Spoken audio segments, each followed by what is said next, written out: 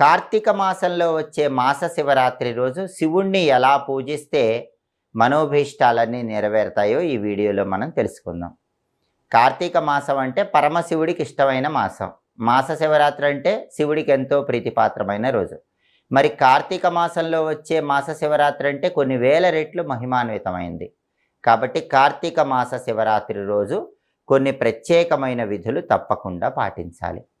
వాటిలో మొట్టమొదటిది ఏంటంటే నక్తవ్రతం ఉండాలి. నక్తవ్రతం అంటే ఏంటి? పగలు ఉపవాసం ఉండి శివ పూజ చేసుకోవాలి. సాయంకాలం ప్రదోష కాలంలో అంటే సాయంకాలం 5:15 నుంచి 5:45 మధ్య ప్రాంతంలో శివలింగం ఇంట్లో ఉంటే శివలింగానికి అభిషేకం చేసుకోవటం, శివలింగం లేకపోతే శివుడి ఫోటోకు పూజ చేసుకోవటం చేసి శివుడికి అన్నం నైవేద్యం పెట్టాలి. వండిన అన్నం శివుడికి నైవేద్యం పెట్టి ఆ తర్వాత ఆకాశంలో నక్షత్రం చూసి ఆ తర్వాత ఆహారం స్వీకరించాలి. అంటే పగలంతా ఉపవాసం